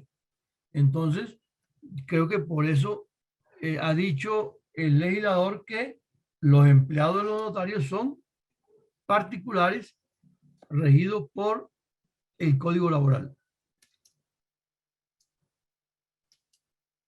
Doctor Jaime, ¿tiene el guante?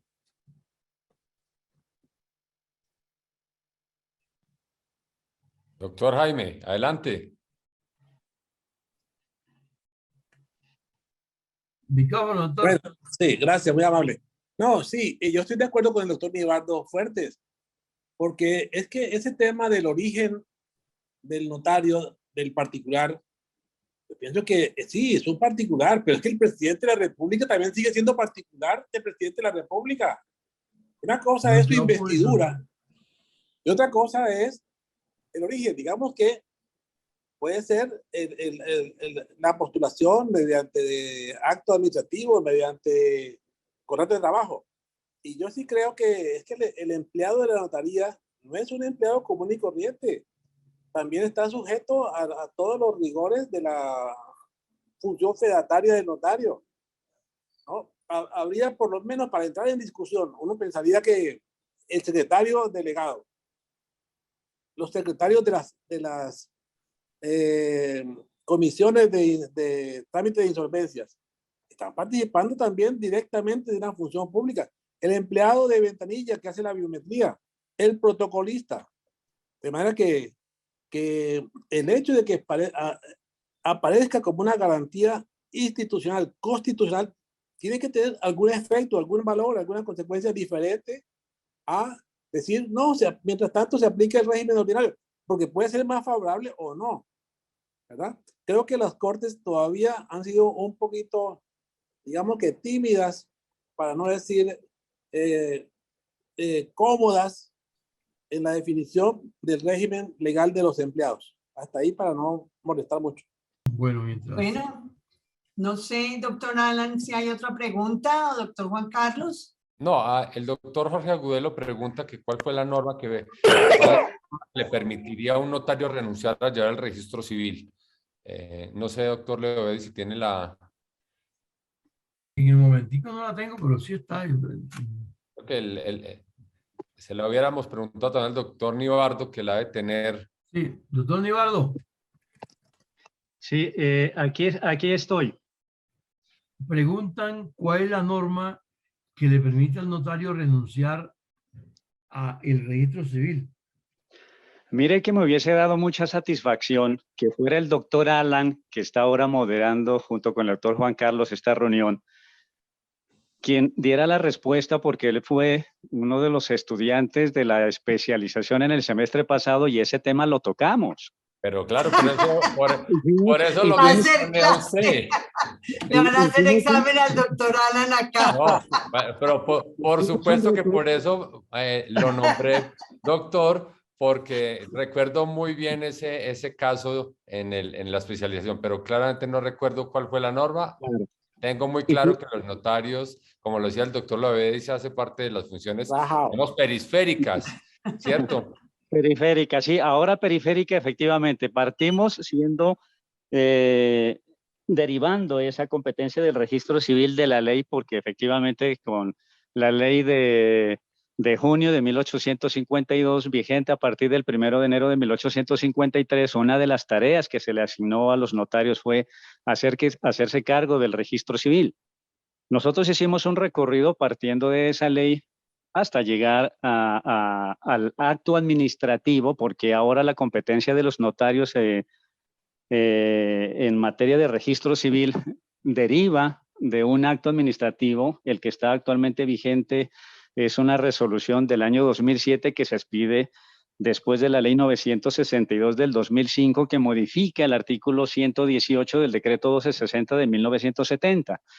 Por eso, en esa resolución se señala que quienes hemos venido atendiendo la función de registro civil lo seguiremos haciendo, que quienes no tengan asignada esa tarea podrán solicitar al registrador para que él haga la evaluación correspondiente a fin de que determine si se la concede o no.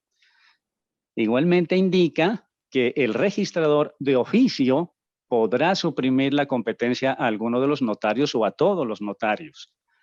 Y de iniciativa o por iniciativa del notario podrá hacer la solicitud motivándola para que el registrador califique si procede o no procede eliminarle esa competencia.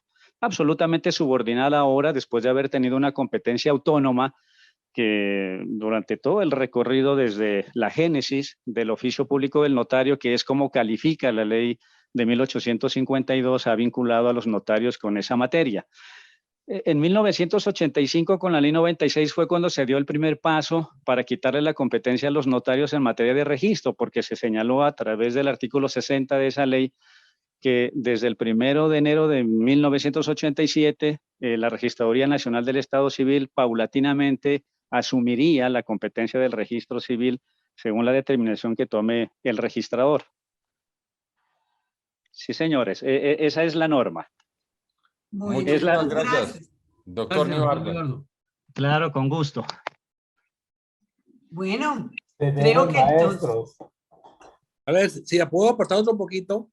Una vez que yo discrepé con un delegado de la registraduría, sencillamente me dijo, pues si no está de acuerdo con el registro civil, renúncielo. Y se lo recibimos, así. Entonces al doctor que pregunta por el registro, si no quiere llevarlo, puede decirle a la registraduría que lo recoja. Eso fue lo que me dijeron en la registraduría. La resolución que regula este aspecto está concebida en los términos que expliqué. Sí, se puede mediante escrito decirle al registrador que no se quiere continuar con esa función que está adscrita, pero no se puede de pleno derecho simplemente decir renuncio a llevar el registro y abandonar esa tarea, porque se puede considerar una falta disciplinaria porque se estaría negando la prestación de servicios sin que exista un motivo legal para que esa conducta se pueda asumir. Habría que esperar el pronunciamiento del registrador a través de un acto administrativo para que lo libere de la prestación de ese servicio. Y doctor Jaime, no lo van a hacer. Si uno se acerca a esos actos administrativos, la motivación para que se comparta la competencia de llevar el registro civil de parte de los notarios es que nosotros tenemos la experiencia y tenemos la infraestructura. Sería preferible que dijeran que al menos tenemos los conocimientos, ¿no? Ellos hacen referencias a que tenemos la infraestructura y tenemos la experiencia para llevarlo. Yo dudo mucho que el Estado se haga cargo del servicio porque bien sabemos lo que ha pasado durante todas estas décadas o más del siglo que tenemos esa competencia. Así es. Bueno, Muchísimas gracias. Gracias, doctor Nivaldo, por sus luces. Aquí encuentro una pregunta de Carlos Julio Cárdenas Trujillo, que dice, en el chat, me puse a chismosear el chat, al entregársele al notario el servicio fedatario, y dice entre por colaboración, se puede entender que el Estado está delegando funciones, podría entenderse que esa delegación es objeto de garantía institucional. Pues yo entiendo que el servicio de la fe pública es de la esencia del notariado, de la función notarial. Entonces, ese hecho de que el notario da fe pública y que es del núcleo esencial del notariado, hace parte de del núcleo esencial y por tanto está protegido por la garantía institucional. De manera que privar al notario de la función de dar fe pública, como nos hicieron con la copia simple, es un hecho inconstitucional. Gracias. bueno, quiero agradecerles a todos por haber estado. Aquí, perdón, porque tengo a la doctora Gloria que levantó la mano. No quiero terminar sin oírla a ella primero. Doctora Gloria.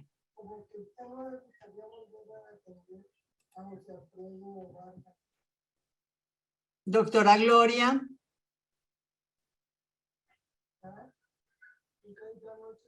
Bueno, no sé si no está con nosotros. Entonces quiero agradecerle de manera muy especial al doctor Leo Bedis, a todos los colegas que estuvieron hoy con nosotros. Una maravillosa exposición. Doctor Alan. Muchas gracias. La doctora Gloria sigue con la mano levantada. No sé si nos está oyendo. Si quiere intervenir, doctora Gloria. No, yo creo que no está ahí en este momento. Se le activó el guante, como dice el doctor Sí. Bueno, entonces, no siendo más y agradecerle a todos los asistentes. Hoy tuvimos en algunos momentos más de 100 personas conectadas. Entonces, a todos las gracias. Doctor Jaime Horta por sus comentarios, al doctor Juan Carlos, Adriana y por supuesto a este magnífico expositor, el doctor Leo Bedis. Y al doctor Nivaldo. Feliz noche a todos. Y al doctor Nivaldo, sí. Doctor Nivaldo, gracias. Muy especialmente, doctor Nivaldo, muchas gracias. Maestro. Doctor Juan Carlos y doctor Alan, muchísimas gracias. Leo Bedis, muchísimas gracias. Que estén bien, que descansen. Y como siempre, puntualitos, para empezar y para terminar. Sí, 8 de la noche, perfecto. Bueno, muchas gracias. Doctor Leo, muchas gracias. Que estén Alan, bien. felicitaciones. Chao, maestro. Muchas gracias. Puedo entregar tranquilo.